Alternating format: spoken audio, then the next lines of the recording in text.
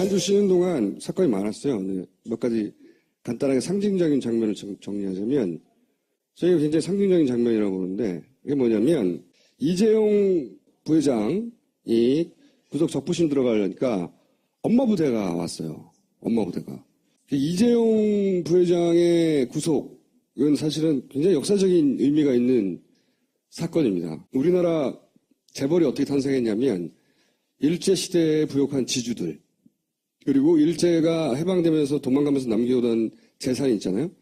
그거를 이제 이승만 하고 미 정권이, 미 군정이 이게 이제 수탈한 거기 때문에 백성들, 국민들한테 돌려주거나 국가에 기속시켰어야 되는 건데 이거를 당시에 사업가들한테 나눠줍니다. 자기들한테 친한 적산불화라고 하는 정책이죠. 이 사람들이 오늘 재벌들의 모태예요.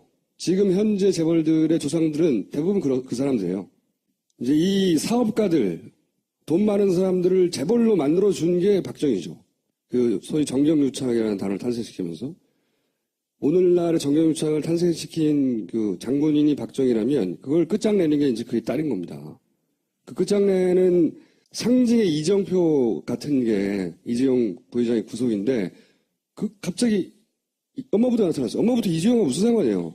모성애. 굉장히 상징적인 장면입니다, 이게. 엄마부터 여기 나타날 줄이야. 나타났어요, 근데.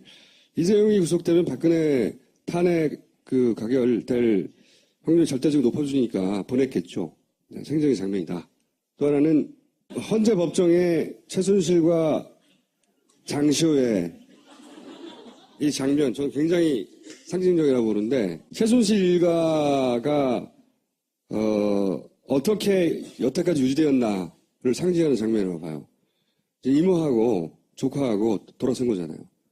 근데 돌아서는 계기가 된 게 장시호가 타블렛 두 번째를 내면서 이모를 아주 오랫동안 감옥에 보낼 수 있는, 그리고 나서 저는 그랬던 이유가 그로 인해 남겨진 재산을 장시호가 차지하려고 하는 제 추정입니다. 차지하려고 하는 의지가 있어서 두 번째 태블릿을 냈다고 생각하는데 기쁨의 웃음 거죠. 내 거다 이제. 내 거다 이제. 응? 근데 이 뒤에는 누군가 장시호와 그 이권을 나누려는 자가 저는 있다고 봅니다. 그게 남녀관계인지 혹은 뭐 가족 중에 누군가인지 그건 모르겠어요. 혹은 그 돈을 처리하는데 이익을 담당하는 누군가인지 숨겨둔 돈. 장시호가 그래서 그 처리하는데 꼭 필요한 인물이어서 장시호를 밖에서 꼬신 건지 그건 모르겠으나 이 일가가 사실은 장애물들을 가차없이 제거하며 여기까지 왔단 말이에요. 수십 년간. 근데 그게 가족이어도 상관이 없는 거예요. 장시호가 비밀번호를 알까요? 저는 어떻게 추정하냐면 장시호가 그 요주의 인물이다라는 얘기가 갑자기 튀어나왔잖아요. 안민석 의원에 의해서. 참 믿을 수 없는 의원이긴 한데 허당 안민석 의원이긴 한데 근데 이제 여러 개 던진 것 중에 장시호와 관련된 건 맞았단 말이죠. 그리고 구속이 결국 됐어요. 우리가 장시호가 누군지도 모를 때 구속 실제 됐고 이권이 개입하는 게 있죠. 근데 그 전엔 장시호가 브레인이다 뭐 이런 얘기를 그 집안의 브레인이다. 그런 역할을 실제 30대고요. 최순실은 60대인데 엄마 세대 그 다음 세대 첫 번째 주자죠. 장시호가 말하자면 그 집안의 다음 세대와 같은. 근데 이제 브레인이라도 얼마나 브레인인지는 모르겠으나 최순실이 급 귀국하며 본인이 처리하지 못한 그동안의 돈 문제를 맡긴다면 이 사람밖에 없지 않았겠는가. 실제로 중요한 서류 같은 게 많이 넘어갔죠. 네. 태블릿들로 넘어갔고 그 외에 뭐가 넘어간지는 모르겠으나 믿고 맡긴 거죠. 그러니까 돈 처리도 저는 맡겼을 거라고 추정하는 것이고 근데 여기서 이제 태블릿을 던진다는 건 이모는 빠이빠이거든요. 장시호가 얻게 된 이득이 뭐냐? 이모가 사라지면. 본인만이 알고 있었던 아마도 그 자금의 관리를 이제 자신이 할 수 있게 된다라는 계산이 서지 않았을까 하는 추정을 하는 거죠. 그렇지 않고 이렇게 좋아할 일은 없잖아요. 자기도 모르는 사이에 나오는 미소라고 봐요. 저는 이게 이모 안녕. 저게 이모를 보는 표정은 아니고 물론 아닌데 검사들을 보면서 네, 그런 표정은 아닌데 법정에서 웃는 게 쉽지 않아요. 이런 중요한 재판에서 본인은 어느 정도 안전이 확보됐고 그리고 뭐 살아도 짧게 산다거나 몇 년이 아니라 몇 개월 혹은 뭐 집행유예도 가능하죠. 우리나라에는 플립박앤이라는 제도가 공식적으로는 없지만 실제로는 검찰 조사 과정에서 적극적으로 협조하면 가볍게 하거든요.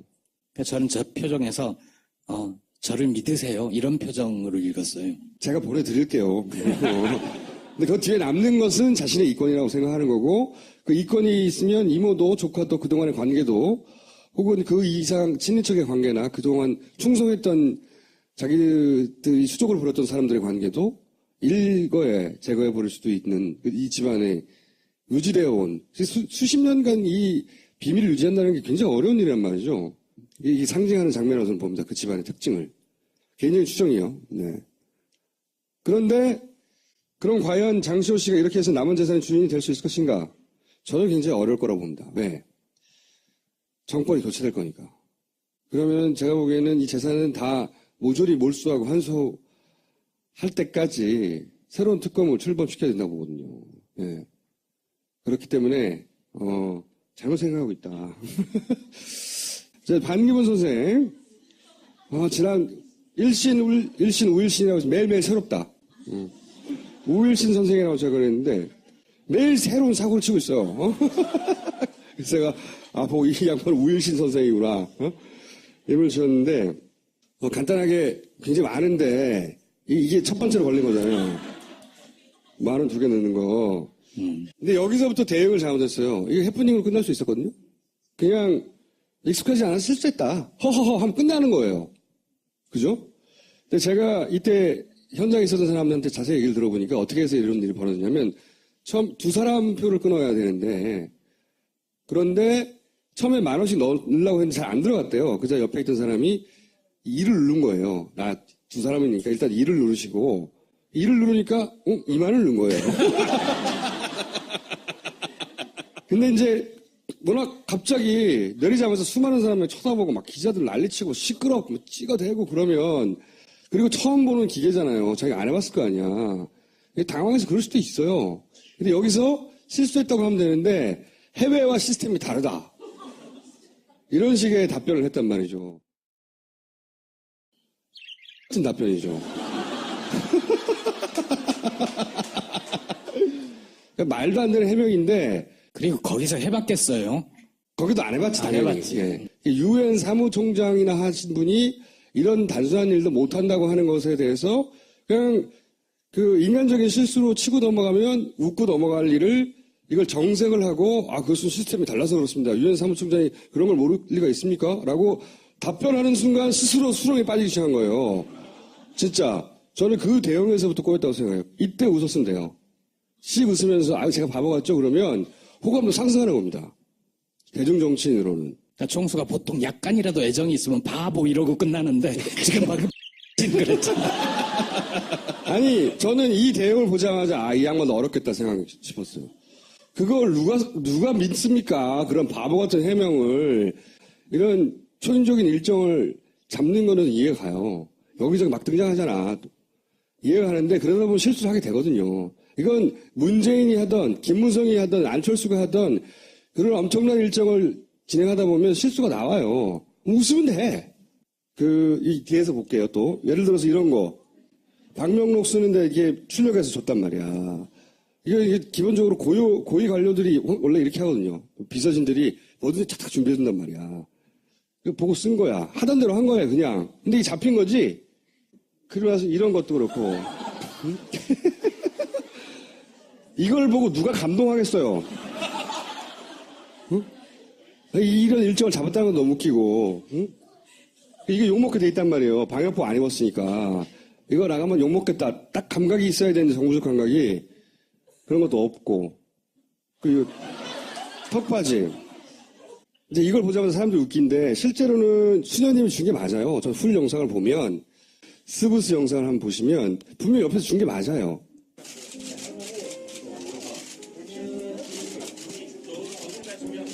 유엔 사무총장하고 이제 반기문입니다. 오늘 건강하세요. 오래오래 사시고요. 누나라고 불러도 되는 거 아니야?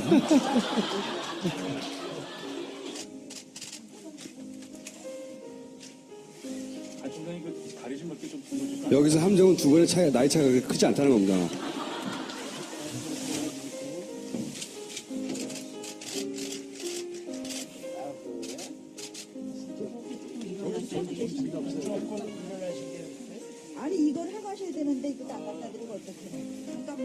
여기서 턱받이를 해줘요.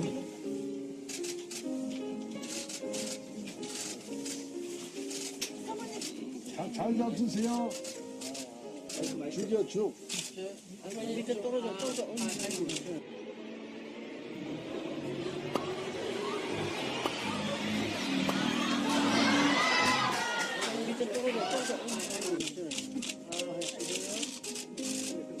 아이고 잘 잡수네.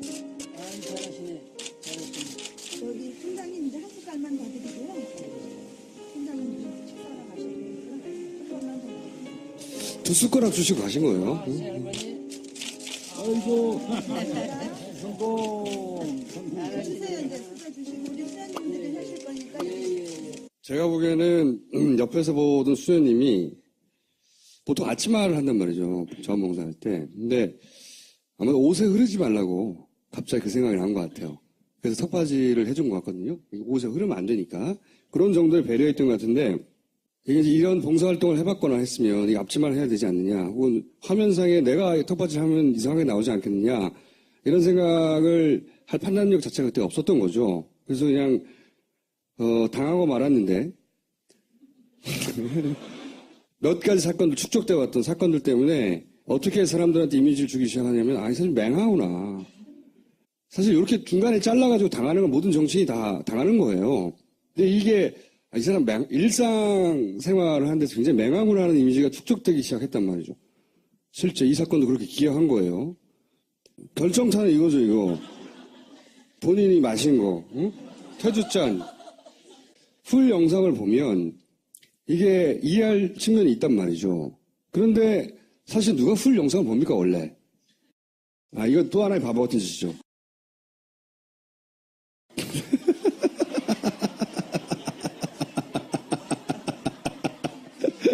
아니, 이걸 왜 여기 위에 올리냐고. 봉문 위에 올리니까 보다가 이제 그 부인이 내리는 거죠. 굉장히 웃긴 장면이었어요, 사실은.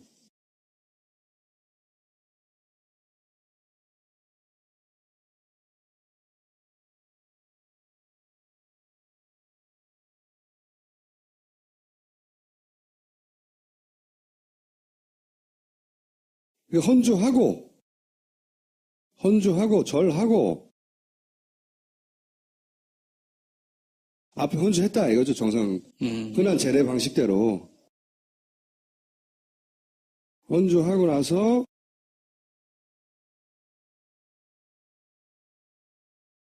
매우 그냥 일반적인 제례 방식대로 했어요.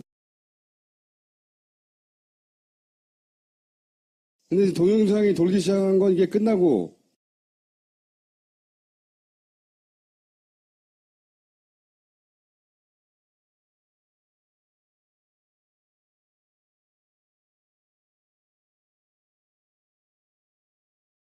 요것만 돌았던 거죠. 요것만 돌았던 건데, 억울하네요. 억울한 면이 있는 거예요. 분명히. 요즘에서 진짜 문제는 이거죠. 왜 안 붙지? 뭐 찍찍이냐 이렇게 붙게. 이렇게 요 장면이 드러내는 거는 사실은 본인의 힘으로 일상적인 그 행사들 같은 걸 별로 해본 적이 없는 사람인 거죠.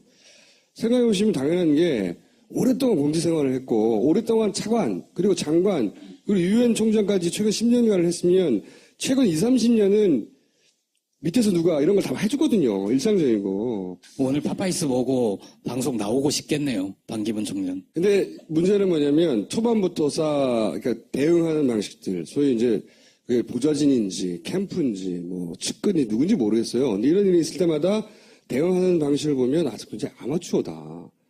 이런 행보를 하면 할수록 이제 마이너스예요. 이미 충분히 쌓였어. 초반에 어떤 사람인가 하고 모두가 관심을 가지고 지켜볼 때 똥볼을 많이 찾고, 근데 그 똥볼이 자기들 때문에 스스로 대처를 잘못해서 일어나는 거거든요. 그러니까 이런 일도 아무리 해명하려 해도 안 되는 거예요, 더 이상은. 근데 진짜 정치적으로 준비가 안 됐다고 하는 게 드러난 건 사실 치맥 간담회? 오프 더 레코드로 기자들끼리 치맥 간담회를 했대요. 그때 이제 나름대로 속내를 얘기했는데 거기 보면 굉장히 중요한 멘트들이 많이 나옵니다.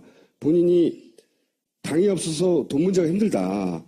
자기는 이때까지 고용인이지 고용주가 된 적이 없는데 정부 유엔에서 봉급받았다. 근데 이제는 내가 다 해야 한다. 사무실 2개, 자동차 2대, 운전사 비서 다 나의 개인돈으로 내야 된다. 당연한 거 아니야? 이게 고충일 수 있나요?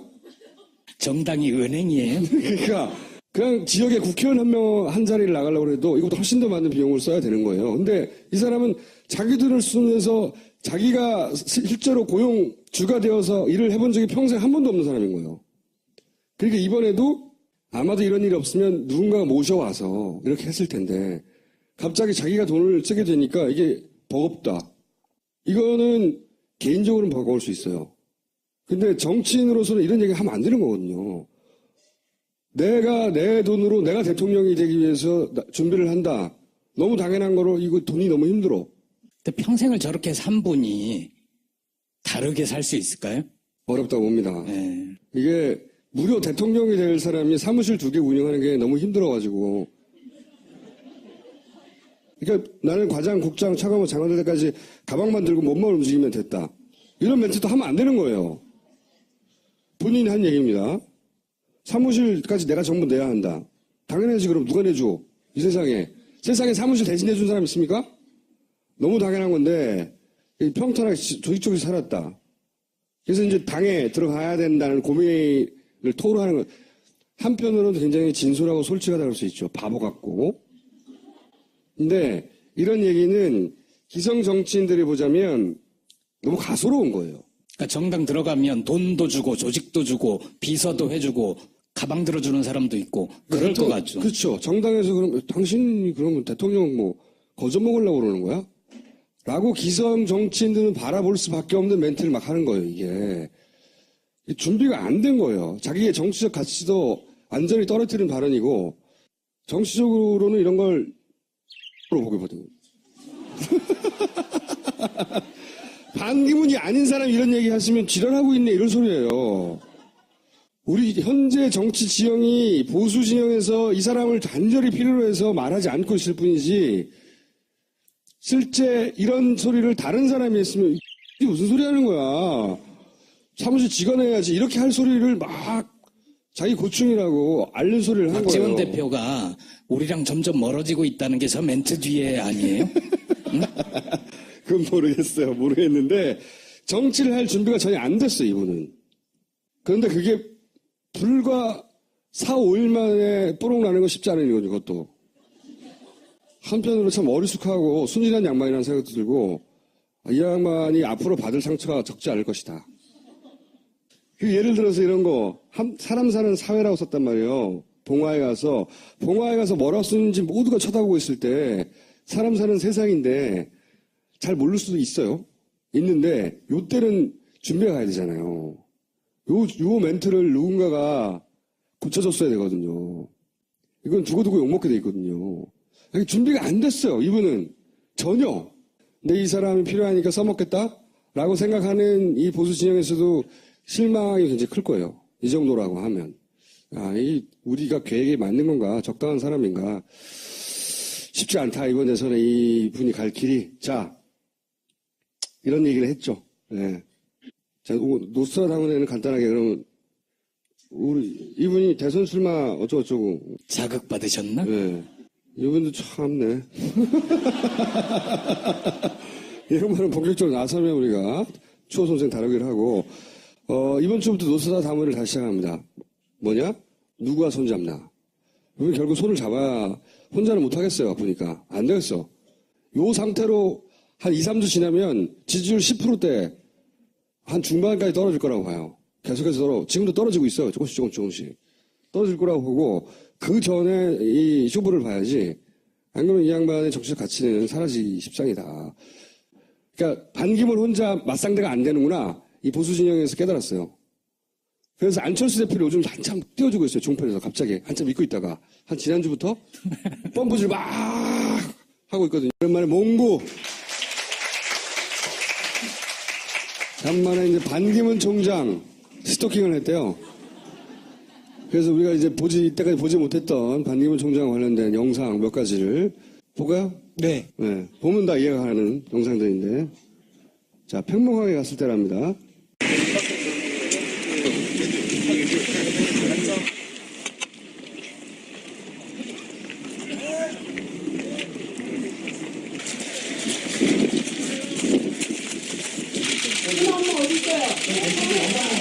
오시라 그러세요. 오시고 먼저 오시고 아니 오시고 말씀하세요. 총장님, 가운데 쪽, 이쪽으로, 딱 가운데로 오시죠. 여기는 엄마, 아이고 엄마.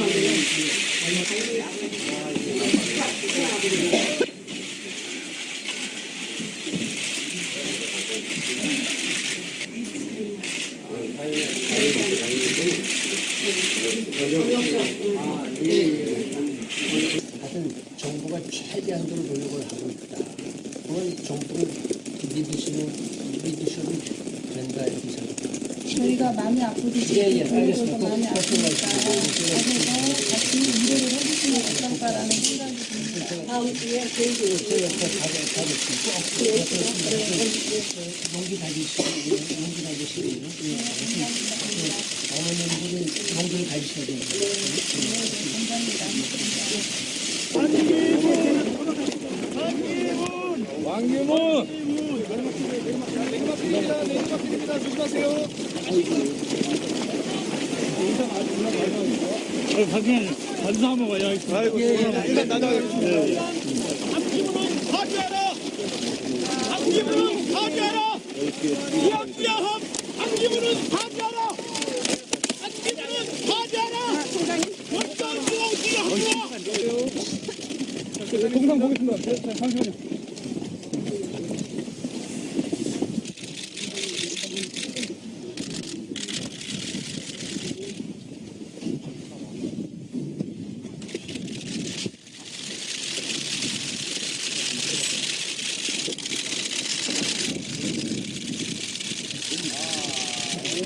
정말 대한민국이 총장님이 새롭게 되도록 정말 신경 많이 써주십시오. 알겠습니다. 들어가겠습니다. 여기서 잠깐 기자도 질문을 받으시면 어때요? 죄송합니다. 기자 질문 좀 받으셔야 될 것 같은데 기자도 죄송합니다. 네, 고맙습니다. 네, 지금 기다리고 있는데 고맙습니다. 잠깐 한 10분, 한 2분만 질문을 받으시죠. 죄송합니다. 질문 한 번쯤은 받으세요. 그래 오늘 들어보니까 소감이 어떠십니까? 이쪽 뺄게요. 조금만. 소감이 어떠세요? 죄송합니다. 그냥 한마디만 해주세요. 소감이 어떠십니까? 죄송합니다. 비통한 마음을 금할 수가 없습니다. 자, 질문. 저기 질문을 하나 받고 저기 총장 재임 시절에 여기 안 오셨잖아요. 왜 안 오신 거예요 그때요? 조심하세요. 좀 서주세요.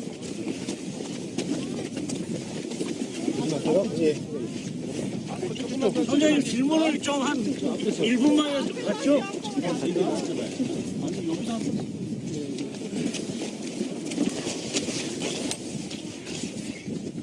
저희 이번에 국회에서도 이제 뭐좀 다당제가 되었기 때문에 처리하기가 좀 쉬울 것 같습니다. 힘들다고요? 쉬울 것 같아요. 쉬울 것 같다. 네, 좀 다당제가 되었기 때문에. 나중에 총장 시절에 앞으로 죄송합니다. 세월호가 아직 인양되지 않은 게 박근혜 정부의 적폐라고 생각하십니까? 그리고 나서 지금 앞으로 지나가겠습니다. 앞으로 지나가겠습니다. 저 좀 가게 해주세요. 총장 시절에 방한해서 죄송합니다. 나중에 공식적으로 맞으니까 그러죠.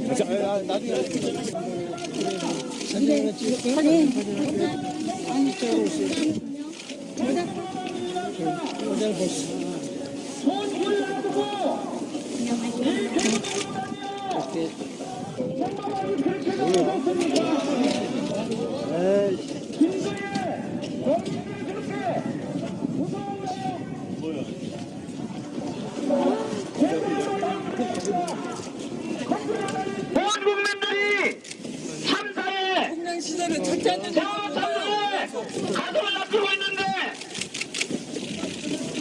제패한테는 또 총장이 백가시는 것이 아닙니다. 경기도는 이셔야 됩니다. 뭐가 묻어도 저 버스 타고 온 거예요? 예. 어디에서 오신 거예요? 예? 호남 반사막 광주. 광주에서. 예, 예. 이거 보시면 이게 노란 리본이 아닌데 노란 리본. 파란색 리본인데. 아예 그 노란색에 추모하는 마음으로 또 주는 거예요. 그 총 몇 분 오신 거예요? 한 120명 정도 될 것 같아요. 추모하러 오신 거예요? 아니면 예? 응원하러 오신 거예요? 응원하러 오죠. 추모하러 오냐? 저기로 겸사죠. 저는 잘 모르겠어요. 저는 위에서 시키는 대로 하니까. 근데 그 맨 앞에 이제 유가족들 보고 이 오라오라 했던 선수는 그 양반이 원래 평화에 자주 가서 그 유가족들하고 잘 알아요? 아니요. 제가 그 한 달에 2번씩 팽목항을 가는데 한 번도 못 봤어요. 그리고 제가 그 트위터에다도 글 남겼지만 어느 미수습자 가족분께서 그 참사 이후에 2014년도에 한 번 보고 보름 전에 한 번 보고 어제 한 번 봤대요.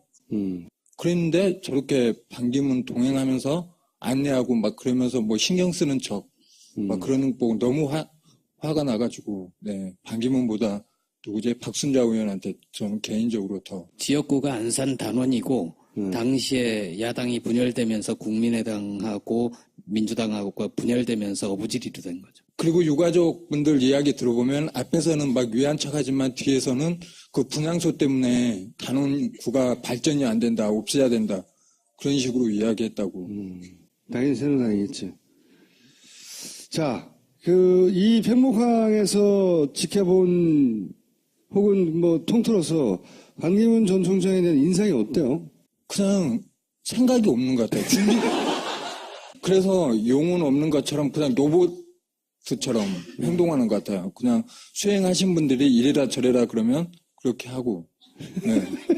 그걸 많이 느꼈고, 그리고 네, 그냥 이렇게 돌아다닐수록 막 미천만 드러나는 것 같아서. 똑같은 얘기네, 똑같은 얘기. 죄송합니다, 네. 아무튼 그게, 예, 공감대인 것 같아요, 모든 분들. 본인의 생각과 사고와 어딘이 없어요, 보면. 그러다가 발생한 사고들이 많은 건데. 자, 이제 봉화도 한번 가보자고요.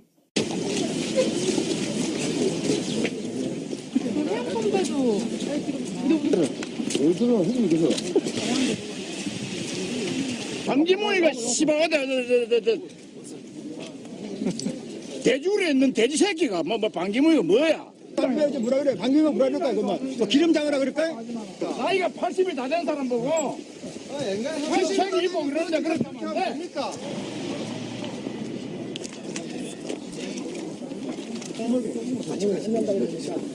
우산을 왜 들고 있는 거예요? 아니, 내가 알고 계시라고. 봉변당할까봐. 조금 더 빛을 좀 접을 수 있어요. VIP가. 언제 그 대답이 아닌데도. 경찰님께서 반기문을 VIP로 요청했죠. 어디에서 오신 거예요? 포항시 안사무로 해장단. 안사모. 오늘 여기 처음이신 거죠? 예, 우천. 이런장어 한명한다. 할로. 이런장어 한명한다. 공짜 민족을 위해서 수고하시는 민족의 자, 길 좀 비켜주세요. 예. 노무현 대통령이 부끄럽지도 않느냐? 그대만큼 요새에 참전한단 말이고.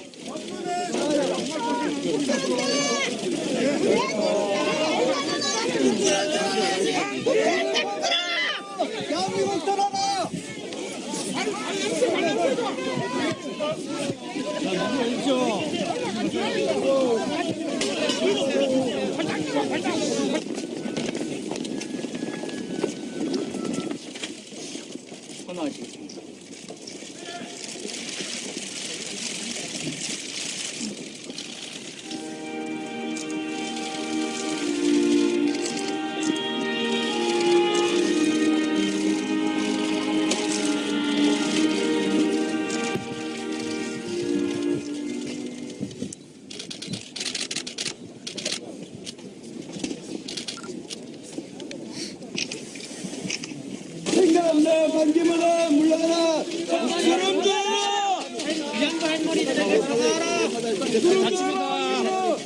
이 봉화마을을 두고 정치인들이 한두 분도 아니고 이런 참 표구거를 위한 이런 퍼포먼스를 한다는 자체가 역겹습니다.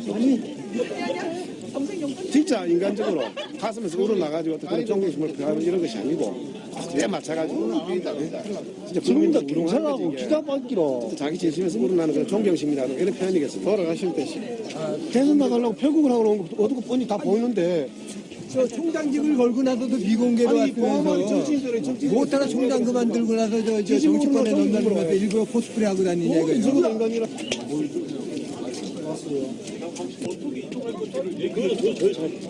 저쪽으로 나갈지도 모르잖아요. 근데 나간 쪽은 아니 그 양반이 워낙에 자기가 여기는 저희가 밖에 나와서는 어디 갈지 모르겠는데 여기 안에서는 저희가 안 그렇죠. 그렇지 않지 않죠. 여기 아무도 없고 방법을 의미할 때 경건하고 애통한 마음으로 노무현 대통령님 영생에 기부 인사를 올렸습니다.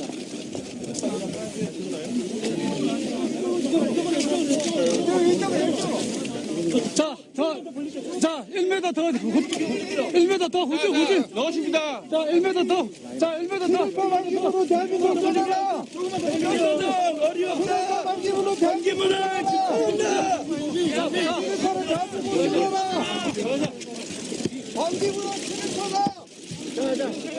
반기문 전 사무총장을 반기는 동네도 있지 않아요? 근데 제가 환영받는 곳은 제가 못 가봐서 오늘 대구 서문시장을 갔는데 거기서는 환영하는 사람들이 좀 있었대요. 환영받는 곳에 가가지고 반 총장을 왜 환영하는지 그게 좀 들어봤으면 좋겠어요. 아니 근데 더 이상 갈 일 없을 것 같아요. 왜? 제 발이 더 아플 것 같아가지고. 내용이 없다? 네. 그리고 이제 다음 영상에 진짜 지지자. 아, 진짜 지지자? 반기문한테는 이런 지지자가 있다. 네, 영상. 반기문 선생을 올바른 길로 모셔야 됩니다. 평화의 사도니까 남부 민족 남북 통일을 위해서 한 몸 불살르셔야지.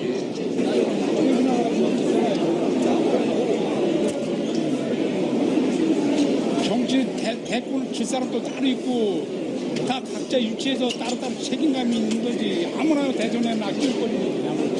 여기가 반기문 선생을 내가 얼마나 사랑하고 좋아하면 이렇게. 뭘 사랑이야 사랑이 지자면겨. 하냐고 누가 내리시라고. 왜 그러세요? 다치게. 내리시라고 이 양반아. 이 양반이 뭐 하는 거야 지금. 내리시. 어디서 있다고 가. 내리세요. 이게 내리시라고. 아니 이게 시고 왜 이래. 아니 환영은 환영하는 거지 그게 환영은 그 자식아? 에이, 하면 안 되는 거예요. 선생님 이름을 더럽히는 거지. 반기문 선생님이 어떤 분이신데 이렇게 행패들을 부려요. 예? 이게 행패 아니고 뭐예요 이게 지금. 증거 있으시냐? 예? 여러분들이 지금 나서서 하는 게 뭐야 이게 행패지. 반기문 선생님 이걸 원하세요? 증거를 내놓으세요. 증거. 아니 반기문 그 선생님 왜 이름을 더럽히냐고요. 아니 증거 있어요. 증거. 이걸 왜 증거 있으시냐고. 왜 그랬나 봐봐요 이거. 왜 정치권에 끼꼬르지 말라는 거예요. 내리세요. 왜 정치권 못 써? 정치는 자유야. 난 자유예요. 왜 그래? 내리시. 정치권에 끼꼬르면 이게 추잡한 사람이 되는 거예요. 나가세요. 이게 뭐야? 누가 정치를 아니 이게 행패는 뭐야 이거. 앞으로는 더 이상 반기문 총장을 안 따라와 다니기로 한 이유가 뭐예요? 이제 보여줄 것 다 보여줘서 더 이상 촬영할 게 없을 것 같아요. 그래도 대통령 후보가 될 수도 있잖아요.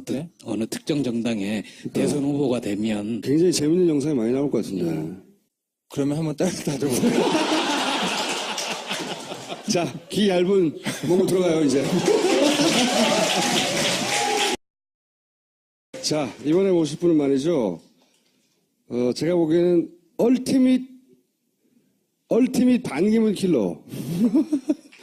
왜냐면은, 그 반기문 전 총장 얘기할 때 반드시 등장하는 게 노무현 대통령 장례식 때 너 왜 그랬어? 이거거든요. 근데 그때 당시에 그 한가운데서 연락을 주고받았던, 그리고 그 이전에도 자세히 잘 알았고 그 이후에도 잘 알고 관계를 유지해왔던 청와대에 계실 때는 안보전략비서관, 노무현 대통령의 안보전략비서관이었고 지금은 노무현 재단의 기획위원으로 계신 박선원 의원을 모시겠습니다.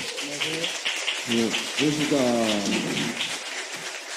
안면 몰수 사건이거든요. 안면 몰수 사건. 진짜. 근데 이 사진을 보여드리는 이유가 뭐냐면 이제 다른 얘기 전에 그냥 결론부터 바로 말씀드리면 김대중 대통령의 서거 때는 왔어요. 그러니까 그 이전에 노무현 대통령과 장례식과 관련된 행동들이 사무총장이기 때문에라고 하는 해명으로는 절대 이해가 안 되는 행동들을 한 겁니다. 한 건데 그러면 그때 무슨 일이 있었던지부터 좀 자세히 한 번에 쫙 그 오프 더 레코드 버전으로 말씀해 주세요. 전 노 대통령님에 관한 부분은 저는 노 대통령님을 좋아하는 사람은 제가 다 잘 모시고요. 우리 대통령에 대해서 손톱만치라도 안 좋은 말 하면 그 사람 저의 적입니다. 그 리스트 맨 위에 있어요. 맨 위에 있어. 아, 두 번째, 이명박 다음으로 있어요. 이명박 다음으로. 근데 리스트에 그렇게 높이 올라간 이유가 바로 이제 장례식 돈 때문이죠. 예, 제가 대통령님 이제 퇴임하시고 같이 이제 청와대를 나왔어요. 그 다음에 브루킹스 연구소에 가서 연구를 하고 있었습니다. 2008년에. 네. 연구식이나 하고 계셨군요. 예. 그런데 이제 5월 23일, 그때 거기는 5월 22일 저녁 6시경에 그 연합뉴스 특파원이 전화가 왔어요. 대통령님 돌아가신 것 같다고. 그래서 얼마나 놀랬겠어요. 그래서 그 다음날 아침 비행기 타고 봉하로 가서 대통령님 이제 문상 드리고 이제 계속 거기서 일을 했습니다. 그런데 서울로 올라가라고 그래요. 서울에 이제 주한 외교사절단도 오고 그다음에 외국 그 귀빈도 오시거나 또 조전이 그쪽으로 오는 경우가 있으니까 가서 잘 좀 정리해서 응대를 해줬으면 좋겠다. 그래가지고 외국에서 오는 조문이나 인사들을 담당하는 쪽으로 이제 배치를 받으신 거네요. 예. 그래서 5월 26일 날 올라왔는데 우리 이제 그 봉화에서 국장 장례를 준비하는 분들이 이제 연락 겸 이제 지시가 왔어요. 그래서 과연 이제 반기문 총장이 좀 오실 수 있는지. 그다음에 두 번째는 추도사를 해주셨으면 좋겠다. 그다음에 그것도 안 되면 영상 메시지라도 보내달라. 영상 메시지라도. 네, 그래서 저하고 이제 올해 뭐 반 총장도 알고 있지만 그 비서실장인 김원수 사무부총장에게 전화를 걸었어요. 전화를 걸어서 이제 이러이러한 요청이 있으니 와주셨으면 제일 좋겠고 그게 어렵다면 추도사라도 좀 보내달라. 추도사 뭐 글 써서 보내면 되는 거죠, 그냥. 예, 이제 다른 분이 읽어도 되고 미리 또 신문에 내도 되고 뭐 그런 여러 방법이 있잖아요. 영상이라도. 예. 그런데 다 거부당했어요. 그 이유는 이제 뭐 관례라든지 아니면 자기의 특별한 개인 인연에 따라서 움직이지 않는다 이런 이해되지 않는 말을 해요. 근데 유엔이라는 데가 그렇지 않아요. 국제기구나 이런 데는 훨씬 더 인간적이에요. 그래서 어떤 어려움이 있으면 아무리 급한 일이 있더라도 가서 다녀오세요 그러는 거예요. 당연하죠. 뭐 가족이라든지 친지라든지 어떤 기륭하복 좋든 나쁘든 이런 일이 있으면 다녀오시라고. 그 노무현 대통령하고 본인이 무슨 개인적인 친구 사이입니까? 개인적인 관계에? 그러니까 그렇게 말을 하는 거예요. 개인적인 관계 때문에 움직이지 않는다니 말도 안 되는 소리. 네. 저는 이제 너무 얼토당토 않죠. 그리고 이렇게 거절당할 거라고 생각을 안 했었죠. 그러다가 이제 그러면 장의위원을 좀 해 주십시오. 전직 그 장관들, 국무위원들이 이제 한 뭐 100여 명 가까이 다 이름 올리시니까 거기 올려달라 했더니 그것도 안 한대요. 이름 올리는 것도? 예. 그래서 이제 제가 더 이상 김원수 부총장 통해서는 연락을 안 했어요. 그러니까 나중에 알고 보니까 이제 고문으로 이름을 올리셨더라고요. 이름이라도 올려달라고 해가지고. 예. 그럼 조전도 안 보낸 거죠, 그죠? 뭐 전보, 조전, 무슨 글, 추더문, 영상, 뭐 어떤 메시지도 안 보낸 거죠. 예. 근데 어제 이제 보도자료를 냈어요.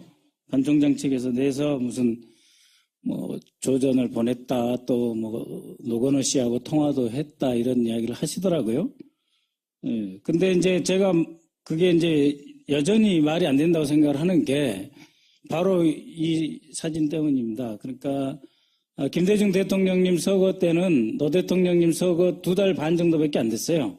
5월 23일이고 김대중 대통령님 서거 때 이제 문상 한 게 8월 18일입니다. 네.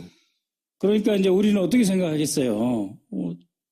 저분 봐라 이런 생각 안 들겠어요? 그러니까 말이 안 되는 거죠. 그리고 어제 보도자료에 관례를 깨고 뭐 장의위원회에 고문을 이름 올렸다는 거예요. 네. 뭐 저기 뭐 대통령 취임도 안 가고 어디 조문도 안 가는데 굉장히 봐준 것처럼 그렇게 보도자를 냈더라고요. 네. 그러면 이 사진은 뭐냐 이거예요.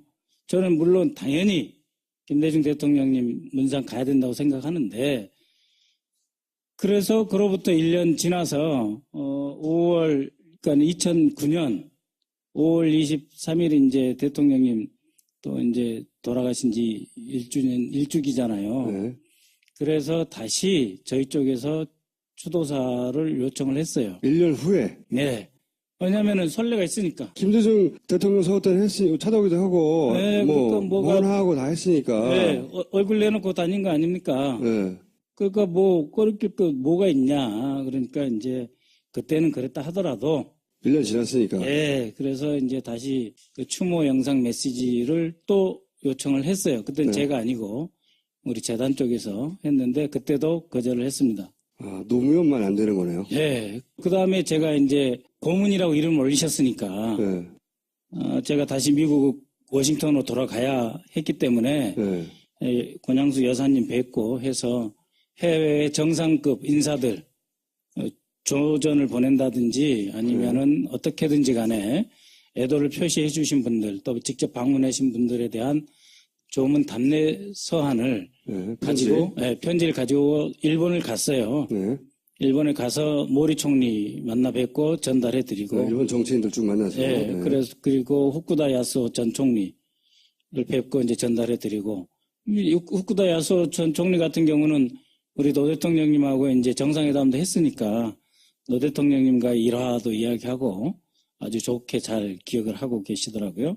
고이즈미 전 총리는 이제 지방 일정 때문에 거기 보좌관한테 전달을 했고, 미국 와서는, 오바마 대통령 또 이제 조전을 보냈었기 때문에 거기에 있는 그 아시아 담당 보좌관, 데니 러셀한테 제가 찾아가서 백악관 가서 전달하고 또 이런저런 환담 겸 대통령님을 회상하는 이야기를 했어요. 그 다음에 다시 이제 김원수 부총장한테 전화를 했습니다. 그래서 대통령님 이제 그 문상에 어떤 형식으로든지 여사님께서 이름 올려줬으니 네, 답례 편지를 전하라고 하니 내가 지금 휴대하고 있다. 그래서 올라갈 테니 이 서한을 반 총장께 전달할 수 있겠느냐. 그래서 올라오라고 하더라고요. 뭐 한 10분 15분 되는 게 뭐 어렵냐. 그래서 올라갔어요. 올라간 날이 제가 한 금요일쯤 올라갔는데 워싱턴에서 뉴욕으로 가셨다는 거죠? 예, 워싱턴에서 뉴욕으로 올라가서 또 시간을 안 주니까 어떻게 하는 게 기다렸죠. 그래서 한 차일피일 뭐 하다가 이제 어느 날부터는 전화도 잘 안 받아요. 이 김원수라는 분이. 그래서 뭐 어떻게 하겠습니까? 계속 기다리다가 어떻게든지 저는 이 서한을 전달하는 게 또 제 임무니까 마지막으로는 그 총장 그 비서실에 과장인가 국장한테 전달하고 그렇게 내려왔습니다. 편지도 안 받으러 했다는 거죠, 직접? 네, 직접 전달을 못했어요. 근데 이분이 왜 그럴까 이제 생각을 많이 했었어요. 도무지 이해가 안 갔어요. 왜냐하면 2011년 겨울에 송영길 인천시장이 이제 워싱턴에 왔을 때 제가 또 같이 가서 뉴욕에 올라가서 만났어요. 그러니까 반 총장을. 노무현 대통령과 관련되지 않으면 만날 수 있는데 예. 관련되면 편지라도 주려고 하면 아예 안 만난다. 그렇죠. 그 2011년 겨울에 가서 만났을 때는 인천시장하고 저랑 뭐 김원수 부총장이랑 그때도 또 반 총장이랑 저녁도 먹고 그다음에 인천시에 유엔 산하기구의 건물을 거의 무상으로 우리가 빌려주는 프로젝트가 있었어요. 그러니까 그럴 때는 또 만나주더라고요. 아쉬울 때는 만나는군요. 네. 그리고 이제 그 혹시 뭐 어떤 뭐 묘역에 나중에 참배를 했더라도 비공개를 한다 이런 거죠. 왜 김대중 대통령이 뵀을 때는 저렇게 하셨는데 왜 자기를 사무총장으로 만들어 주시고 우리 대통령님한테만 저 양반이 저럴까 이해됩니까? 그거 안 되죠, 일반적으로는. 이해 안 돼요. 근데 이제 조금 이해합니다. 이해를 시켜주세요. 어제, 이분이 또 우리 노 대통령 묘역에 참배를 했어요. 예. 그랬는데, 오로지 우리 대통령님 이야기만 하시더라고요. 예. 그게 고마운 건가요? 그러니까 무슨 뜻이냐면 잘 생각해 보세요. 따뜻하고 열정적인 마음으로 사람 사는 사회, 사람 사는 세상을 일구기 위해 그렇게 애쓰던 모습이 떠오른다. 뭐 나라의 발전을 자기가 뭐 하겠으니 굽어 살피소서. 모든 문제 끝에 굽어 살피라고 하더라고요. 네, 그러니까 뭐냐면 자기 잘 봐주라는 이야기잖아요. 굽어 살피라는 게. 그리고 너무 권양숙 여사님을 가까이 모시겠으며 노무현 대통령의 유업을 기리겠다 이랬잖아요. 예. 그러니까 이제 일부 노 대통령님하고 그 플러스 되는 부분은 받고 싶다는 이야기죠. 그러나 그 전날 그 김해 기자들한테 뭐라 그랬나요? 민주당에 들어와서 경선한다 이런 말 안 하잖아요. 다 이명박이하고 한다는 거 아닙니까? 그러니까 참여정당으로 끊는 거예요. MB하고 한다는 말은 안 했어요. 아, 그렇죠. 네. 이명박. 하지만 만난다고는 했죠, 곧. 명예훼손 걸어도 되니까 내 마음대로 말할게요. 그럼 마음대로 말하세요, 그럼 그래서. 그러니까 우리 대통령이 만들어서 자기가 이제 유엔 사무총장이 됐잖아요. 네. 그걸 부정할 수 없지 않습니까? 네. 그리고 배신자라는 말은 또 듣기 싫어요. 네. 근데 정치는 딴 데서 하고 싶어요. 그러니까 우리 대통령님에 대해서는 좋은 말 하고 우리 정부에서 대통령께서 총리 동원해서 이해찬 총리님 죄송합니다. 총리까지 동원해서 네. 또 우리가 기재부, 계획예산처, 코이카, 외교부, 국정원, 우리 청와대 다 동원해서 이 사람 도와주고 한 이 참여정부의 고마움, 은덕 이거는 끊겠다는 거예요. 자기가 잘나서 됐다고 생각하는 거죠. 그게 아니라 다른 데 가서 정치하고 싶은 거죠. 그러면 왜 저렇게 칼로 무자르듯이 참여정부하고 차별화를 해야 되나? 응? 그 이명박 쪽에 가고 싶은 것은 그런 거라니까요. 무슨 근거로 그런 말을 하십니까? 아니 나는 그렇게 생각합니다. 왜 이 양반이 우리 대통령님 국장에 네. 국장이지 않습니까? 국장의 얼굴을 못 내밀었을까? 네. 약점 잡혔다고 생각합니다. 저는. 무슨 약점이요? 아니 먼저 말 좀 하라니까는 자꾸 나한테만 자꾸 물어요. 무슨 약점이 잡혔다고 말씀하시는 거예요? 아니 저는 이제 신문 보고 알았어요. 이제. 신문 보고? 네. 뭐 오늘도 신문 나왔더라고요. 아, 한겨레가 얘기한 거? 네. 네. 그 본인 입으로 자꾸 말 안 하려고 그러시는데 고소당하면 된다면서요? 아, 뭐 저기 박연차 리스트에 그 양반 이름이 있다며요. 네. 그래서 그런 것 때문에 책이 잡혔을 것이다? 라고 저는 생각합니다. 왜냐하면은 자연과학계에서도요. 어떠한 현상을 보고 결론을 내리는 것도 있지만 나는 이렇게 생각하는데 이게 과연 현실에서도 맞을까? 라고 해서 분석하는 방법도 있어요. 네. 그런데요. 그런 점에서 봤을 때 네. 이분이 왜 그런 행동을 했을까 하는 거 하고 어느 한겨레의 보도, 그 전에 시사저널인가요? 네. 거기서 나온 보도하고 연관이 있다고 저는 추측합니다. MB정부 시절에 벌어졌던 일이고, 그래서 그 시절에 MB정부 입장에서는 광우병부터 시작해가지고 계속 코너에 몰리고 있었는데, 노무현 대통령이 서거하면서 정치적으로 큰 위기가 되니까, 당시 뭐 포탈도 노무현 대통령 검색어가 제대로 되지 않도록 만들었다. 이런 얘기도 있었고, 실제. 그 사실이고. 그런데 이제 유엔 사무총장이나 되는 사람이 와가지고 여기 불을 지를까봐 막으려고 했다. 막는데 반기문 총장이 박연차 회장으로부터 받았다고 지금 보도되고 있는 돈을 딱 잡아가지고 너 오면 이걸로 터뜨려버릴 거야. 라는 어떤 협박이 있지 않았을까? 네, 그런 건 이제 협박 안 해도 다 압니다. 선수들끼리는. 협박이라기보다는 네, 이제 문제점이 있는데 뭐 그렇다던데 뭐 이러면 충분할 것 그거 같아요. 나왔다던데 네. 뭐 하여튼 그런 식의 저는 그렇게 추정을 합니다. 마음껏 추정하시고요. 네. 그건 뭐 내가 그런 정도 권리는 있다고 생각해요. 왜냐하면 이해가 안 되는 행동을 했으니까. 저도 이해하려고 노력을 하는 거니까요. 그런데 이제 그걸 잡고 있던 MB계 쪽으로 가려고 한다. 근데 처음부터 MB계 쪽으로 가려고 했던 건 아닌 것 같아요. 박근혜 쪽 사이드에서 잡으려 당기려고 했는데, 그리고 거의 그쪽으로 넘어가려고 했는데, 이게 터지니까 할 수 없이 이제 자신을 거두어줄 또 다른 사람을 찾게 될 수밖에 없고, 네. 있나요? 지금 현직, 전직, 둘. 그 전에 뭐, 전두환한테 갈 거야, 노태우한테 갈 거야. 너무 말도 안 되고, 남은 사람이 MB밖에 없는 것이기도 하죠.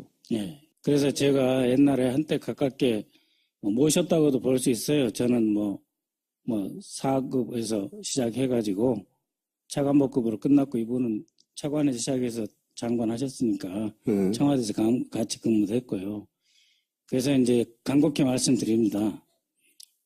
유엔 사무총장 했으니 유엔 총회 결의안만 좀 지켜주십시오.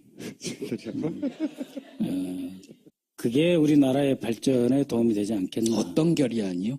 48년에 채택됐다는 그 결의안 있잖아요. 근데 제가 이제 그 북한 때문에 유엔 결의안에 대해서 조금 알아요. 유엔 안보리 결의안 채택할 때 항상 봤는데 맨 처음에 보통 어떤 나쁜 일이 있으면 개탄을 합니다. 디플로. 그 다음에 컨뎀, 강력히 비난한다 이렇게 쓰고 그 다음에 recommend, 권고한다. 그래서 앞으로 이런 거 하지 말고 앞으로 이렇게 해라. 하면 그 recommend라고 하는 말, 권고한다는 말이 굉장히 강한 말이에요. 거의 이 국제사회에서 국제연합 유엔에서 recommend 한다고 하는 거는 그거는 지켜야 되는 거예요. 총장 출신이 유엔 총회 결의 recommend니까 권고사항이니까 안 지킨다고 하니까 좀 이상하더라고요. recommend는 가장 강력한 유엔의 조항이다. 법률적인 문서에는 항상 shall이라고 쓰거든요. shall, will 대신 shall. shall이라고 하는 건 내 뜻이 있어서 어떤 걸 할 거다 하는 건 will이고 shall은 그냥 내가 해야 되는 거예요. 앞으로. 응? 그러니까 앞으로 어떤 정부가 이런 분한테 고위직을 제공해서는 안 된다라고 할 때 그 shall이라고 쓰면은요, 그거는 의무예요. 그렇게 해석돼야 할 조항들이다. 그럼요. 단순 권고안이 아니라. 그냥 그거 지키시면 본인도 행복하시고 저도 굳이 이분을 리스트 맨 위에 올릴 필요는 없을 것 같아요. 정부가 오퍼하지 말고 뭐 받아들이면 안 된다 이런 거죠. 한마디로 말하면. 선출직은 되는 거예요? 임명직은 피동적인 거고 선출직은 능동적인 거잖아요. 피동적인 게 금지가 되는데 능동적인 걸 어떻게 할 수 있어요? 외교안보 전문가니까 최근에 종편이나 뭐 방송에 보면 태영호 북한에서 탈북한 망명한 외교관 자주 출연을 하시거든요. 그래서 오늘도 아마 나 말고도 북한 출신 외교관이 유럽이나 여기에 굉장히 많이 와 있다. 이런 식으로 얘기를 하는데 그건 또 향후 있을 선거와 좀 관련이 있나요?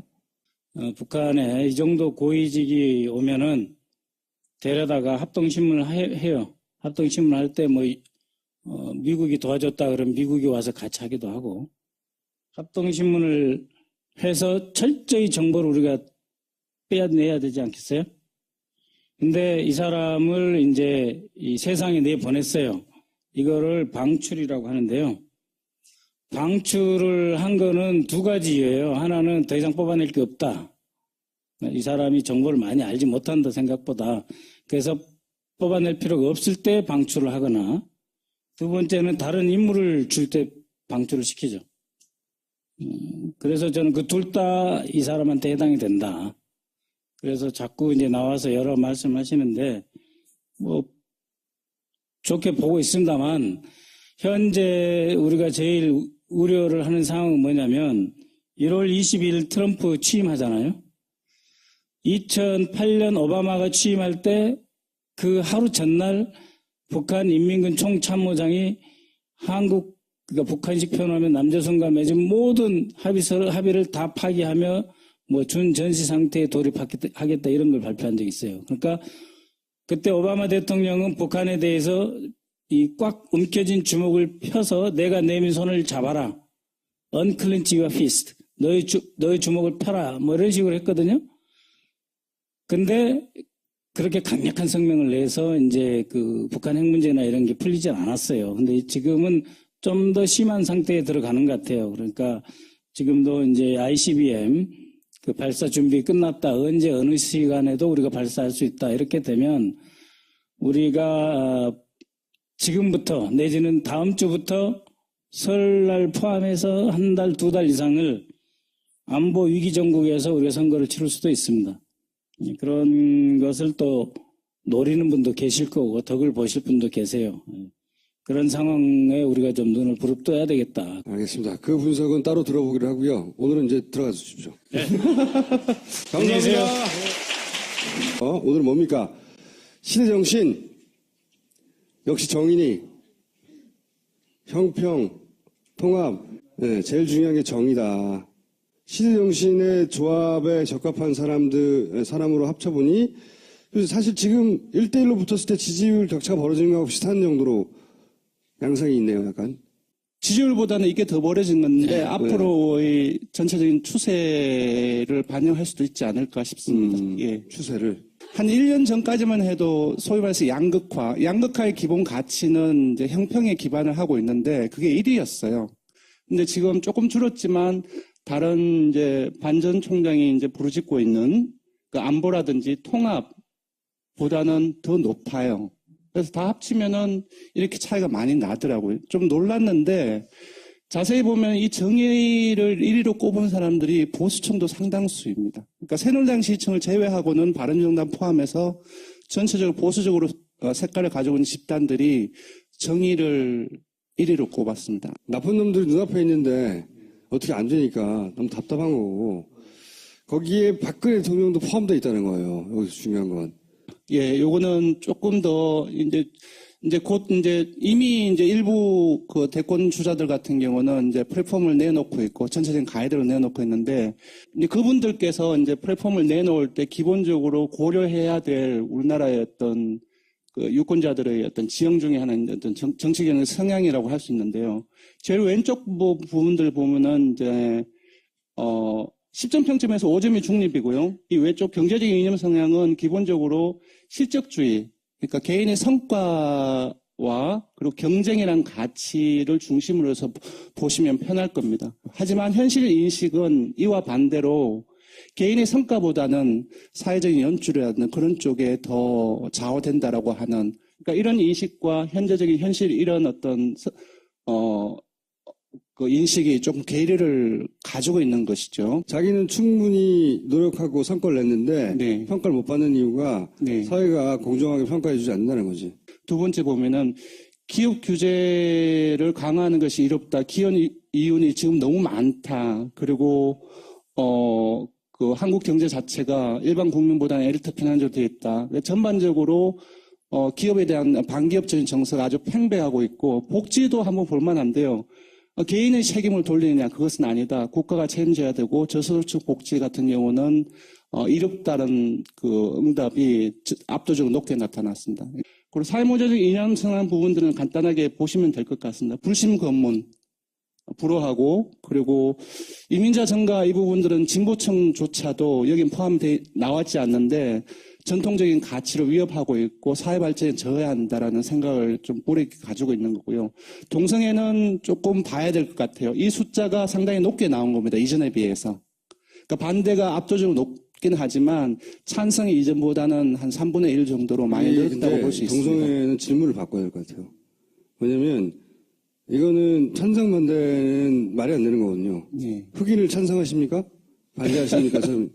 그 존재를 찬성하는 반대하는 거니까 그 호, 비호로 나눠야 될 것 같아요. 환경 규제라든지 평야 유지, 그 사생활 이 부분들인데 사실 보면 환경 규제 찬성하고 이제 평야 유지 원천도 군사력보다 외교적이긴 하지만 사생활과 국가 안보에 있어서는 좀 이런 어떤 후기 물질적인 가치에서는 사생활을 우선해야 되는데 안보를 더 우선에 두던 좀 약간 좀 어떤 혼합된 형태의 그런 어떤 사고를 가지고 있는 것 같습니다. 저희들이 질문을 이렇게 했습니다. 그 19대 대선에서는 어느 후보에게 진보 후보가 투표하겠느냐 보수에게 투표했는지 물어보니까 누군지 상관없이 진영으로 나눠가지고 44대 25로 나타났고요. 그래서 이 정도 갭들을 가지고서 전체 투표자 수하고 투표율까지를 계산을 해보니 진보 진영이 보수 진영에 비해서 900만 표를 이기고 있다. 알겠습니다. 짧게 보신다면은 그러니까 지금 18대 대선 투표율이 75.8 정도가 나왔는데 이번 투표 영향을 묻는 질문에서 한 75%는 되게 비슷하게 나왔고요. 근데 한번 쭉 보십시오. 75를 한 이 정도로 잡았을 때 국민의당부터 시작해서 민주당 그 야권이죠. 투표하겠다는 의향이 상당히 높았습니다. 근데 새누리당을 비롯해 66%가 나왔죠. 상당히 낮게 나타났고요. 진보층도 84% 높았고 상대적으로 중도층이나 보수층은 좀 낮게 나왔다. 그리고 연령별로 보더라도 5, 60대 같은 경우는 파란색이 18대 대선 직접 그 구체적인 투표율입니다. 82, 81로 상당히 높았어요. 근데 보시면 빨간 게 투표량인데 19대 80, 75대 75로 특히 60대 이상 상당히 낮게 나타납니다. 반면 20, 30대 같은 경우는 상당히 높게 나타나고요. 그래서 전반적으로 투표 의향이라든지 그런 것들을 봤을 때는 지지정당 그리고 이념 성향 그리고 연령별로 봤을 때 상당히 진보 진영이 좀 우세하다. 18대 유권자 수는 이제 4,050만 정도 됩니다. 근데 18세 이상으로 이제 선거 연령이 하향 조정이 안 되면은 19대 유권자 수는 한 4,200만 정도가 됩니다. 인구 구조가 연령별로 달라졌어요.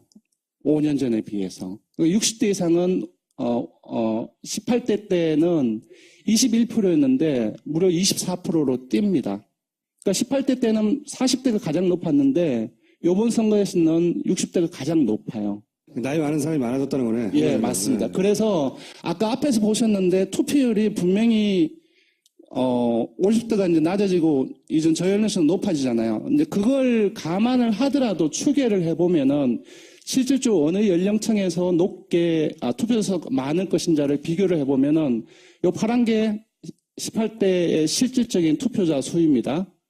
이제 빨간 것이 이제 하향 조정이 안 됐을 때의 추정 투표자 수인데 한번 보십시오. 그러니까 18대에 비해서 5, 60대가 훨씬 더 많습니다. 실제로 투표할 추정된 인원이.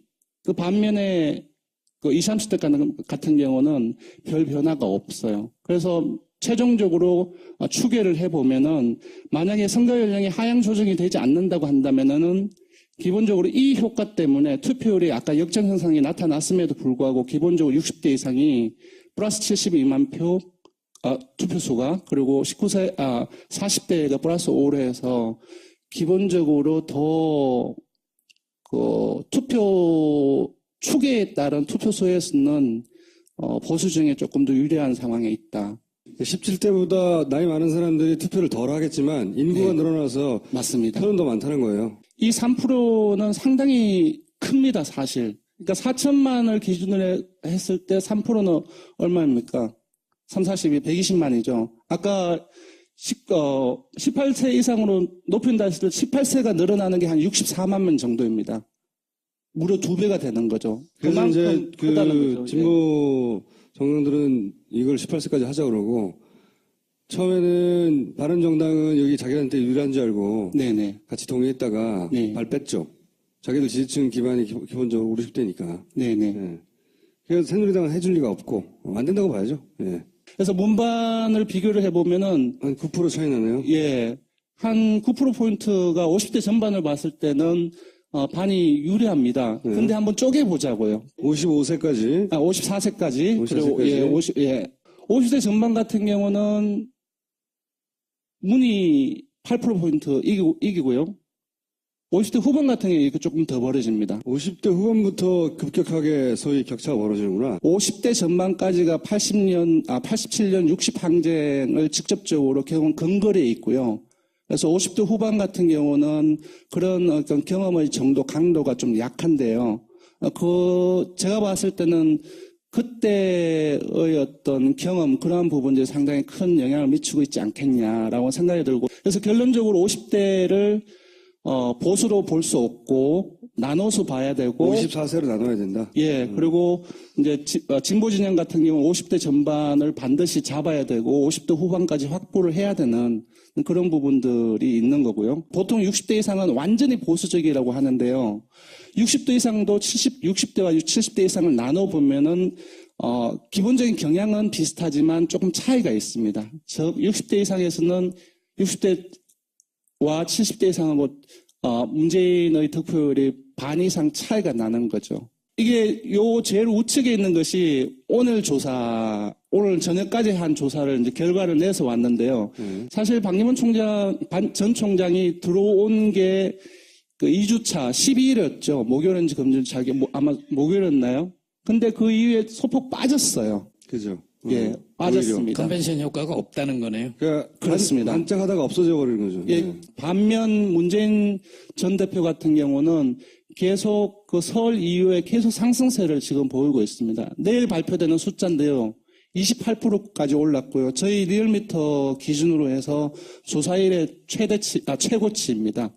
그 반면 이제 진보 진영에서 이재명 그 성남시장 같은 계속적으로 빠지고 있고 몇 주 만에 이제 단자릿수로 떨어진 겁니다. 이번 주 발표되는 것이. 그리고 안철수 전 대표 또한 이제 보합세고 황교안 대통령 직무대행을 저희들도 집어넣었습니다. 근데 안희정 그 충남지사하고 박원순 서울시장보다는 4%긴 하지만 이제 소수점 한 자리에서 조금 높습니다. 네. 어쩌다 이렇게 돼버렸어. 맞습니다. 네. 3자 지지도도 이것도 오늘 조사가 완료된 건데요. 이제 보시면 이제 다자하고 비슷하게 방기문 전 그 총장이 계속 떨어지고 있는 추세입니다. 그러니까 반면 문재인 전 대표 같은 경우는 처음으로 3자에서 40%를 넘었고요. 안철수 전 대표 또한 이제 방기문 그 전 총장하고 떨어진 낙폭은 방기문 전 총장이 떨어진 낙폭이 좀 적었지만 그 안철수 전 대표 같은 거는 좀 많이 떨어졌습니다. 제가 궁금한 거는 방기문 총장과 안철수 전 대표가 네네. 단일 후보가 됐어요. 어떤 방식으로든. 다음 장으로 나옵니다. 그래요? 예. 네. 일단은 이걸 반을 축으로 보고 문의를 먼저 한번 보자고요. 물론 반은 일단 보수 진영이고 그럼 문의 같은 경우는 진보 진영입니다. 여기서 색깔이 좀 바뀌어 파란색이 들어가 있죠.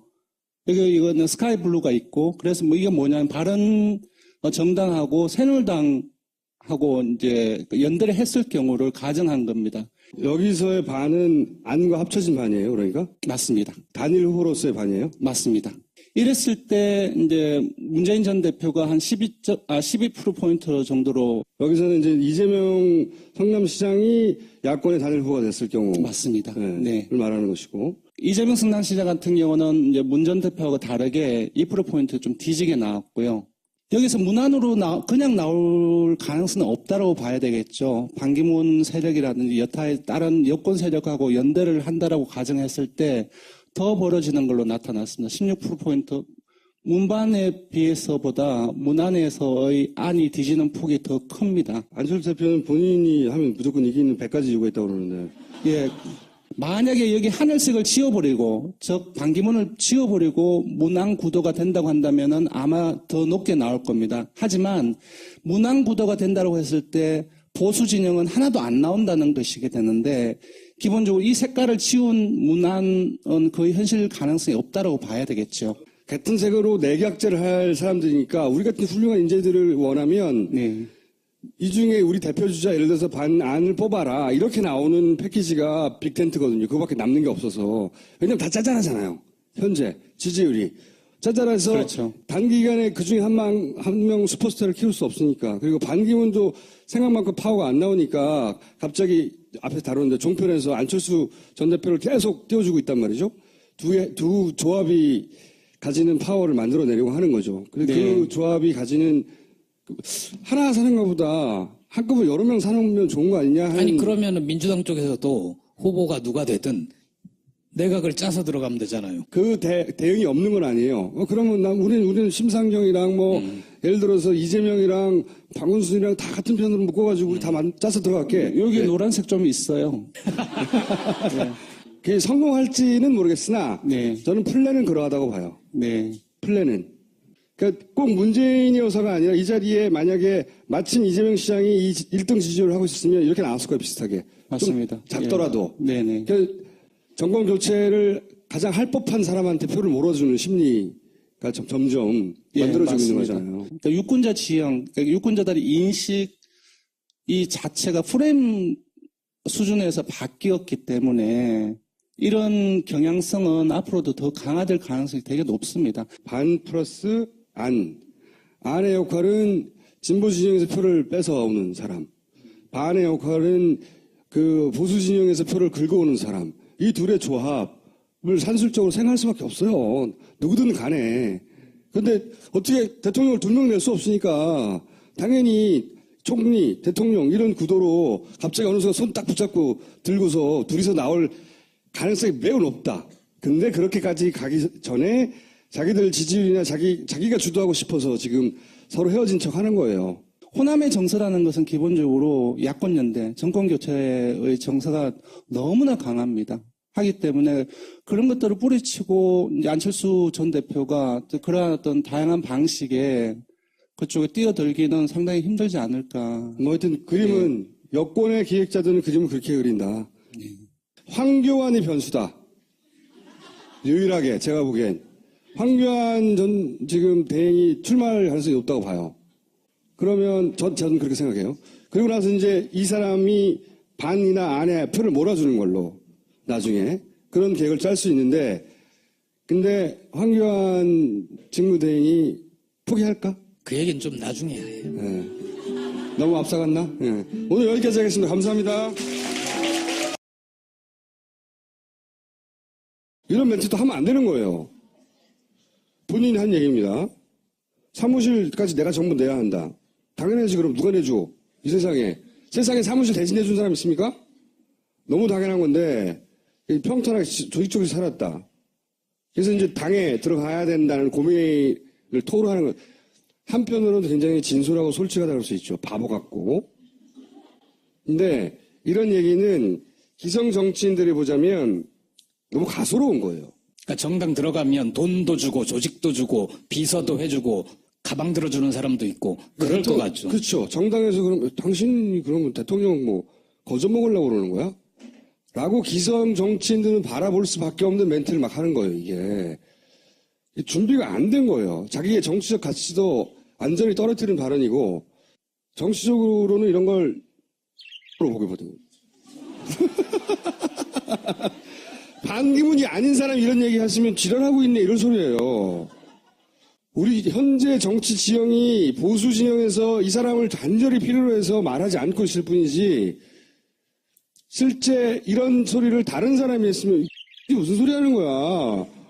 사무실 직원해야지 이렇게 할 소리를 막 자기 고충이라고 앓는 소리를 한 거예요. 박지원 대표가 우리랑 점점 멀어지고 있다는 게 저 멘트 뒤에 아니에요?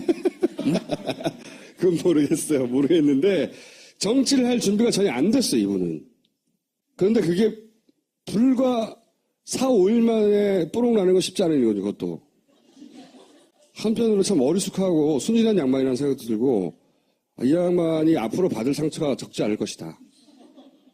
그 예를 들어서 이런 거 사람 사는 사회라고 썼단 말이에요. 봉화에 가서 뭐라고 쓰는지 모두가 쳐다보고 있을 때 사람 사는 세상인데 잘 모를 수도 있어요. 있는데 요때는 준비가 가야 되잖아요.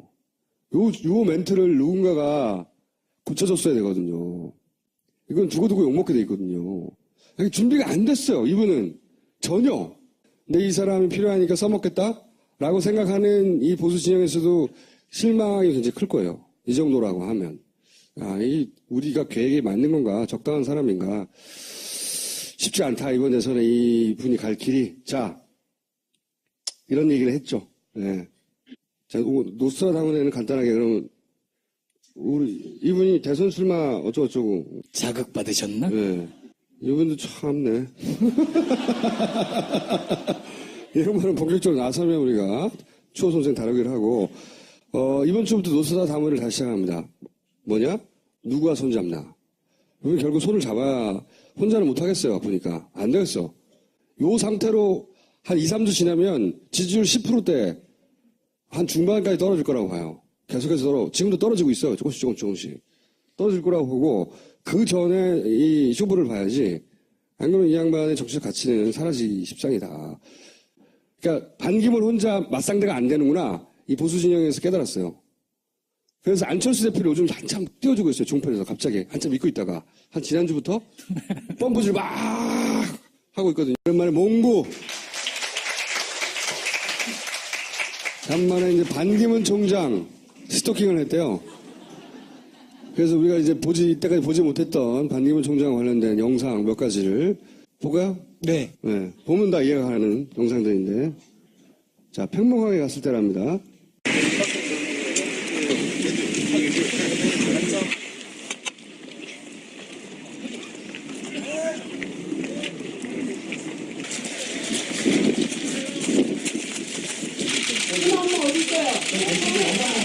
옷이라 부르세요. 옷이로 먼저 옷이로 아, 이 양반 어렵겠다 생각 싶었어요. 그걸 누가 믿습니까? 그런 바보 같은 해명을. 이런 초인적인 일정을 잡는 거는 이해가 가요. 여기저기 막 등장하잖아. 이해가 가는데 그러다 보면 실수를 하게 되거든요. 이건 문재인이 하던, 김무성이 하던, 안철수가 하던 그런 엄청난 일정을 진행하다 보면 실수가 나와요. 웃으면 돼. 이 뒤에서 볼게요, 또. 예를 들어서 이런 거. 박명록 쓰는데 이게 출력해서 줬단 말이야. 이게 기본적으로 고위 관료들이 원래 이렇게 하거든요. 비서진들이 뭐든지 착착 준비해준단 말이야. 이거 보고 쓴 거야. 하던 대로 한 거야, 그냥. 근데 이게 잡힌 거지? 그러고 나서 이런 것도 그렇고. 응? 이걸 보고 누가 감동하겠어요? 응? 이런 일정을 잡았다는 건 너무 웃기고. 응? 이게 욕먹게 돼 있단 말이에요. 방역복 안 입었으니까. 이거 나가면 욕먹겠다. 딱 감각이 있어야 되는데, 정부적 감각이. 그런 것도 없고. 그리고 턱받이. 이제 이걸 보자마자 사람들이 웃긴데, 실제로는 수녀님이 준 게 맞아요. 저 풀 영상을 보면, 스브스 영상을 한번 보시면, 분명히 옆에서 준 게 맞아요.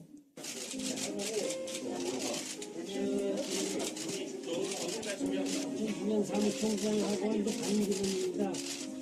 오늘 건강하세요. 오래오래 사시고요. 누나라고 불러도 되는 거 아니야?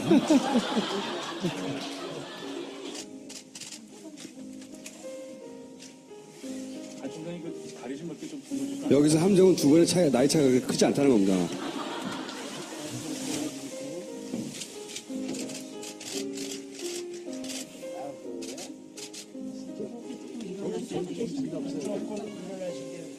아니 이걸 하고 하셔야 되는데 이거 안 갖다 드리고 어떡해. 잠깐만요. 여기서 턱받이를 해줘요.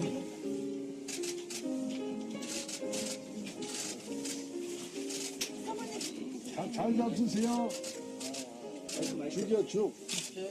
밑에 떨어져.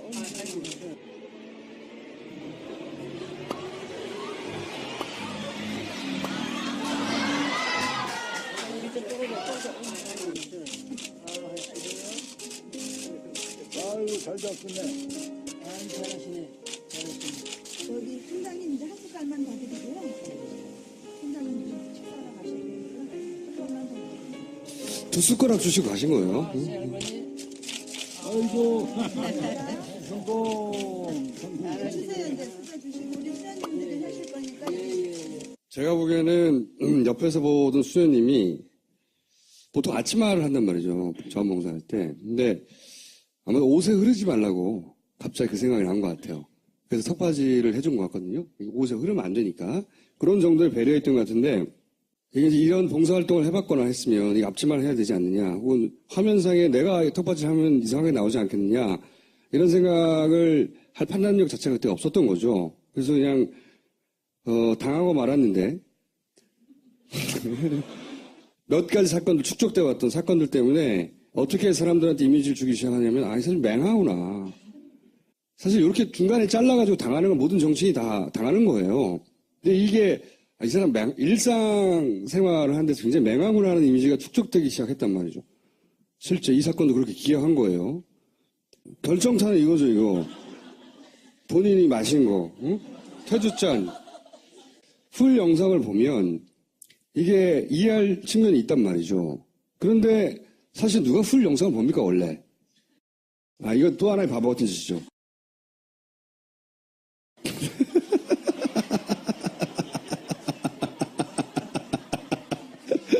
아니, 이걸 왜 여기 위에 올리냐고. 넘어갔고, 그 외에 뭐가 넘어간지 모르겠으나, 믿고 맡긴 거죠. 그러니까 돈 처리도 저는 맡겼을 거라고 추정하는 것이고, 근데 여기서 이제 태블릿을 던진다는 건 이모는 빠이빠이거든요. 장시호가 얻게 된 이득이 뭐냐? 이모가 사라지면. 본인만이 알고 있었던, 아마도, 그 자금의 관리를 이제 자신이 할 수 있게 된다. 라는 계산이 서지 않았을까 하는 추정을 하는 거죠. 그렇지 않고 이렇게 좋아할 일은 없잖아요. 자기도 모르는 사이에 나오는 미소라고 봐요, 저는. 이게. 이모 안녕. 저게 이모를 보는 표정은 아니고. 물론 아닌데. 검사들을 보면서. 네. 그런 표정은 아닌데, 법정에서 웃는 게 쉽지 않아요. 이런 중요한 재판에서. 본인은 어느 정도 안전이 확보됐고, 그리고 뭐 살아도 짧게 산다거나, 몇 년이 아니라 몇 개월, 혹은 뭐 집행유예도 가능하죠. 우리나라에는 플립 바겐이라는 제도가 공식적으로는 없지만, 실제로는 검찰 조사 과정에서 적극적으로 협조하면 가볍게 하거든요. 저는 저 표정에서 저를 믿으세요 이런 표정으로 읽었어요. 제가 보내드릴게요. 근데 그 뒤에 남는 것은 자신의 이권이라고 생각하는 거고 그 이권이 있으면 이모도 조카도 그동안의 관계도 혹은 그 이상 친인척의 관계나 그동안 충성했던 자기들이 수족을 부렸던 사람들의 관계도 제거해 버릴 수도 있는 이 집안의 유지되어 온 수십 년간 이 비밀을 유지한다는 게 굉장히 어려운 일이란 말이죠. 이게 상징하는 장면이라고 저는 봅니다. 그 집안의 특징을. 개인적인 추정이요. 네. 그런데 그럼 과연 장시호 씨가 이렇게 해서 남은 재산의 주인이 될 수 있을 것인가? 저는 굉장히 어려울 거라고 봅니다. 왜? 정권이 교체될 거니까. 그러면 제가 보기에는 이 재산은 다 모조리 몰수하고 환수할 때까지 새로운 특검을 출범시켜야 된다고 보거든요. 네. 그렇기 때문에 잘못 생각하고 있다. 반기문 선생 지난 1신, 우일신이라고 해서 매일매일 새롭다. 우일신 선생이라고 제가 그랬는데 매일 새로운 사고를 치고 있어요. 그래서 제가 보고 이 양반은 우일신 선생이구나. 이름을 지었는데 간단하게 굉장히 많은데 이게 첫 번째로 걸린 거잖아요.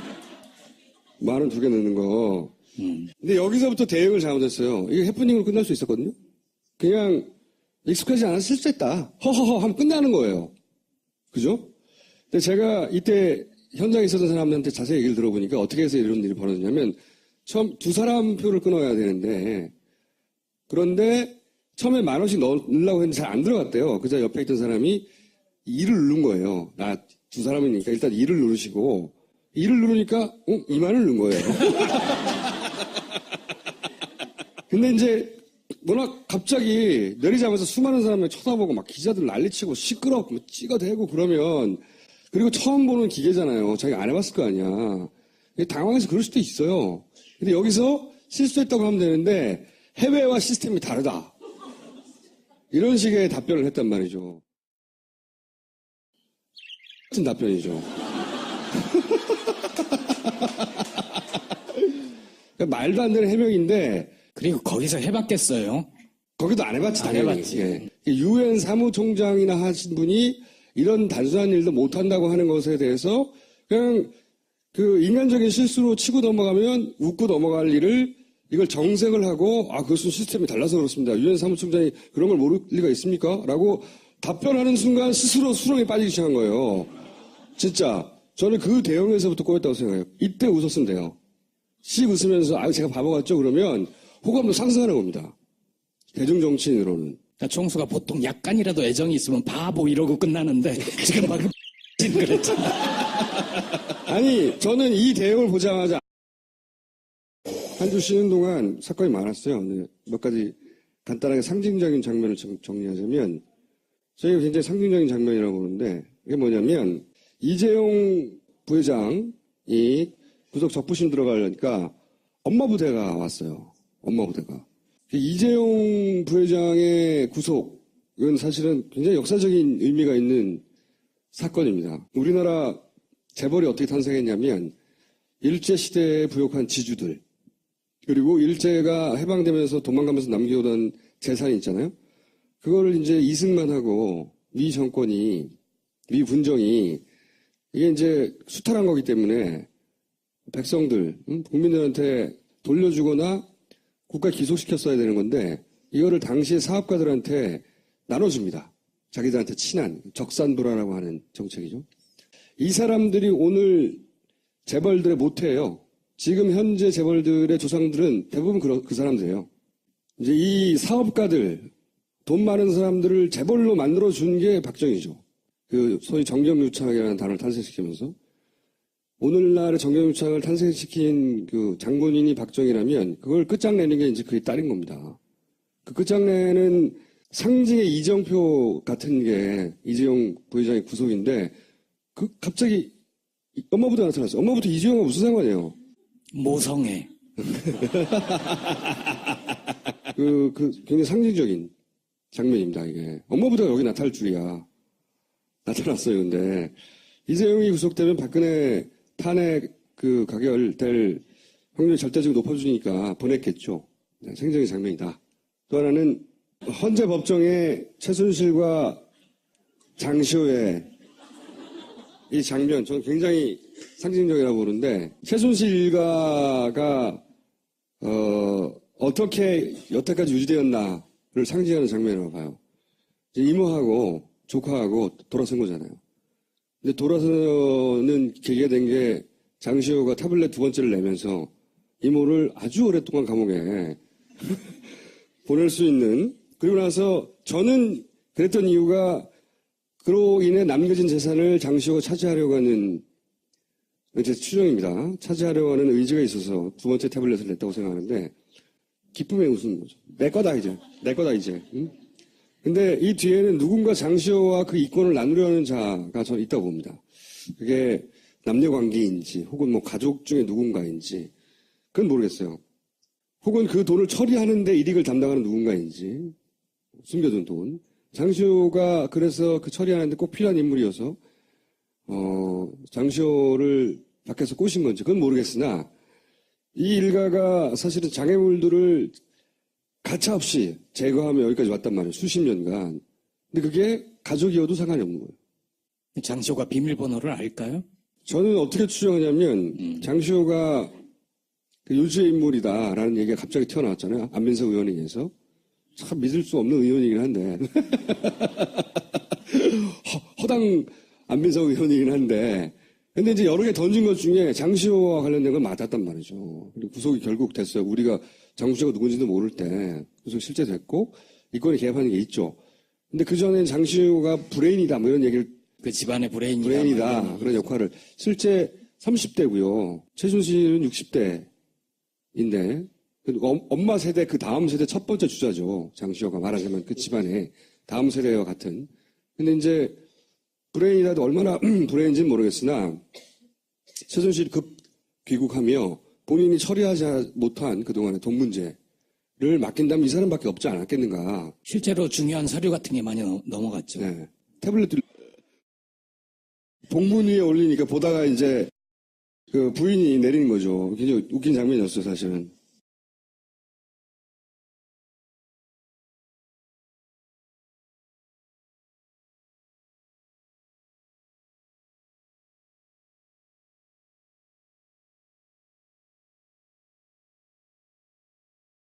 헌주하고 절하고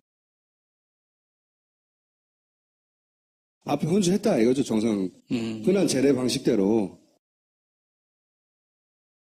헌주하고 나서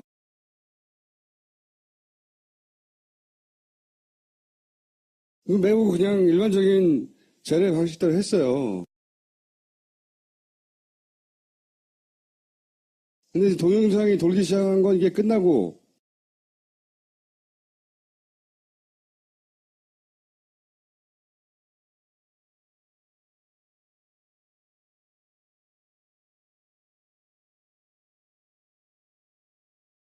요것만 돌았던 거죠. 요것만 돌았던 건데 억울하네요. 억울한 면이 있는 거예요. 분명히. 요즘에서 진짜 문제는 이거죠. 왜 안 붙지? 뭐 찍찍이냐 이렇게 붙게. 이렇게 요 장면이 드러내는 거는 사실은 본인의 힘으로 일상적인 그 행사들 같은 거 별로 해본 적이 없는 사람인 거죠.